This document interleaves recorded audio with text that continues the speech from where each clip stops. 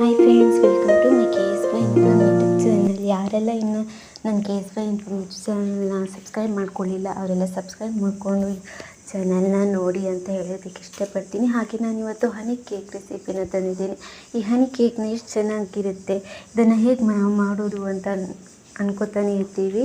ತುಂಬಾ ಈಸಿ ಇದೆ, ಮನೇಲಿ ನಾವು ರೆಡಿ ಮಾಡ್ಕೋಬೋದು. ಜಾಸ್ತಿ ಏನು ಟೈಮ್ ಬೇಕಾಗಲ್ಲ. ಮಕ್ಕಳಿಗೆ ಹಾಗೆ ವಯಸ್ಸಾದವರಿಗೆಲ್ಲ ನಾವೇ ಮನೇಲಿ ಈ ಥರ ಸ್ವೀಟ್ ಎಲ್ಲ ಮಾಡಿಕೊಟ್ರೆ ತುಂಬ ಇಷ್ಟಪಡ್ತಾರೆ. ಬನ್ನಿ ಅದನ್ನು ಹೇಗೆ ಮಾಡೋದು ಅಂತ ನಾನು ಹೇಳ್ಕೊಡ್ತೀನಿ. ಒಂದು ಪಾತ್ರೆ ತಗೊಂಡು ಅದಕ್ಕೆ ಅರ್ಧ ಕಪ್ ಆಗುವಷ್ಟು ಕೋಕೋನಟ್ ಆಯಿಲ್ನ ಹಾಕ್ಕೊಳ್ಳಿ. ಹಾಗೆ ಮತ್ತು ಅರ್ಧ ಕಪ್ ಆಗುವಷ್ಟು ಗಟ್ಟಿ ಮೊಸರನ್ನ ಹಾಕ್ಕೊಳ್ಳಿ. ಮತ್ತು ಅರ್ಧ ಕಪ್ ಆಗುವಷ್ಟು ಸಕ್ಕರೆ ಹುಡಿಯನ್ನು ಹಾಕ್ಕೊಳ್ಳಿ. ಹಾಗೆ ಎಲ್ಲನೂ ಚೆನ್ನಾಗಿ ಮಿಕ್ಸ್ ಮಾಡ್ಕೊಳ್ಳಿ. ಗಂಟಿಲ್ದಂಗೆ ಎಲ್ಲನೂ ಚೆನ್ನಾಗಿ ಮಿಕ್ಸ್ ಮಾಡ್ಕೊಳ್ಳಿ. ಹಾಗೆ ಒಂದು 1/4 ಕಪ್ ಆಗುವಷ್ಟು ಹಾಲನ್ನ ಹಾಕ್ಕೊಳ್ಳಿ. ಕಾಯಿಸಿ ತಣ್ಣಗಾಗಿರೋ ಹಾಲನ್ನ 1/4 ಕಪ್ ಆಗುವಷ್ಟು ಹಾಕ್ಕೊಳ್ಳಿ. ಹಾಗೆ 1 ಸ್ಪೂನ್ ಆಗುವಷ್ಟು ವೆನಿಲಾ ಎಸೆನ್ಸ್ನ ಹಾಕ್ಕೊಳ್ಳಿ.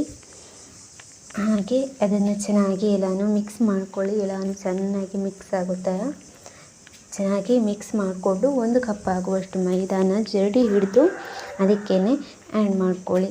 ಜರಡಿ ಹಿಡ್ತಿಲ್ಲ ಅಂದರೆ ಅದರಲ್ಲಿ ಸಣ್ಣ ಸಣ್ಣದಾಗಿ ಗಟ್ಟಿ ಗಟ್ಟಿ ತುಂಡುಗಳಿರುತ್ತೆ, ಅದೆಲ್ಲ ಜರಡಿ ಹಿಡಿದು ಹಾಕ್ಕೋಬೇಕು. ಆವಾಗಲೇ ಚೆನ್ನಾಗಿರುತ್ತೆ. ಸೊ ಅದನ್ನೆಲ್ಲ ಹಾಕ್ಮೇಲೆ ಚೆನ್ನಾಗಿ ಮಿಕ್ಸ್ ಮಾಡ್ಕೋಬೇಕು. ಚೆನ್ನಾಗಿ ಎಲ್ಲನೂ ಮಿಕ್ಸ್ ಮಾಡ್ಕೋಬೇಕು. ಗಂಟಿಲ್ದಂಗೆ ಚೆನ್ನಾಗಿ ಮಿಕ್ಸ್ ಮಾಡಿಕೊಂಡು ಬೇಕ್ ಮಾಡ್ತೀವಲ್ಲ, ಕೇಕ್ ಬೇಕ್ ಮಾಡೋ ಪಾತ್ರೆ ಇದೆ, ಇಲ್ಲಾಂದರೆ ಬೇರೆ ಯಾವುದಾದ್ರೂ ಶೇಪಲ್ಲಿರೋ ಮನೇಲಿರೋ ಪಾತ್ರೆಯಲ್ಲಿ ಇಡ್ಲಿ ಬೇಯಿಸ್ದಂಗೆ ಬೇಯಿಸ್ಕೊಂಡ್ರೆ ಆಯಿತು. ಒಂದು 15 ಮಿನಿಟ್ಸ್ ಇದನ್ನು ಬೇಯಿಸ್ಕೊಂಡು ಆಮೇಲೆ ನಾವಿಲ್ಲಿ ಸ್ವಲ್ಪ ಸಕ್ಕರೆ ಪಾಕನ ಮಾಡ್ತಾಯಿದ್ದೀವಿ. ಒಂದು ಪಾತ್ರೆಯಲ್ಲಿ 2 ಸ್ಪೂನ್ ಆಗುವಷ್ಟು ಸಕ್ಕರೆ, ಹಾಗೆ ಒಂದು ಅರ್ಧ ಲೋಟ ನೀರು ಹಾಕ್ಕೊಳ್ಳಿ. ಅದನ್ನು ಅದಕ್ಕೆ ನಾವು 2 ಸ್ಪೂನ್ ಆಗುವಷ್ಟು ಹನಿನ ಹಾಕ್ಕೊಂಡು ಸ್ವಲ್ಪ ಪಾಕ ಥರ ಮಾಡ್ಕೋಬೇಕು. ಸ್ವಲ್ಪ ಕುದಿಸ್ಬಿಟ್ಟು ಪಾಕ ಥರ ಆದಮೇಲೆ ಅದನ್ನು ಸೈಡಲ್ಲಿ ಎತ್ತಿಟ್ಕೊಂಡ್ಬಿಡಬೇಕು. ಈಗ ಮತ್ತೆ ಒಂದು ಪಾತ್ರೆ ತಗೊಂಡು ಅದಕ್ಕೆ ಒಂದು 2 ಸ್ಪೂನ್ ಆಗುವಷ್ಟು ಫ್ರೂಟ್ ಜಾಮನ್ನ ತಗೊಳ್ಳಿ.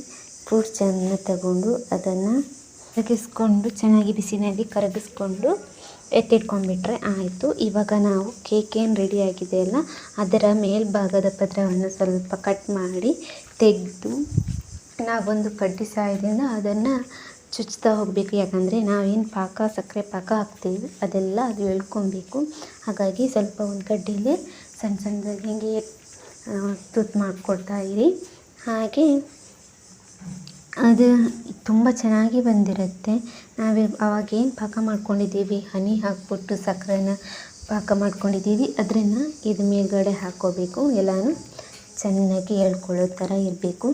ಅದಾದಮೇಲೆ ಮೇಲ್ಗಡೆ ನಾವು ಜಾಮ್ ಏನು ಕರಗಿಸ್ಕೊಂಡಿದ್ದೀವಿ ನೋಡಿ, ಅದನ್ನು ಹಾಕ್ಕೊಂಡು ಗಾರ್ನಿಷ್ಗೆ ಬೇಕಾದರೆ ನಾವು ಗೋಡಂಬಿ ಅಥವಾ ಬಾದಾಮಿ ಅದನ್ನು ತುರಿದ್ಬಿಟ್ಟು ಹಾಕ್ಕೋಬೇಕು. ತುಂಬ ಚೆನ್ನಾಗಿರುತ್ತೆ, ನೋಡೋದಕ್ಕೂ ಚೆನ್ನಾಗಿರುತ್ತೆ, ತಿನ್ನೋದಕ್ಕೂ ತುಂಬ ಚೆನ್ನಾಗಿರುತ್ತೆ. ಪಕ್ಕ ನೀವು ಈ ರೆಸಿಪಿನ ಟ್ರೈ ಮಾಡ್ತೀರಾ. ಮಕ್ಕಳಂತೂ ಒಂದು ಸಲ ತಿಂದರೆ ಅಮ್ಮ ಮಾಡಿಕೊಡು ಅಂತ ಹೇಳ್ತಾರೆ. ಈ ರೆಸಿಪಿ ನಿಮ್ಗೆ ಇಷ್ಟ ಆಯಿತು ಅಂದರೆ ಲೈಕ್ ಮಾಡಿ. ನನ್ನ KSY ಇನ್ಕಮ್ ಯೂಟ್ಯೂಬ್ ಚಾನಲ್ನ ಸಬ್ಸ್ಕ್ರೈಬ್ ಮಾಡೋದನ್ನು ಮರಿಬೇಡಿ. ಹಾಗೂ ಥ್ಯಾಂಕ್ ಯು.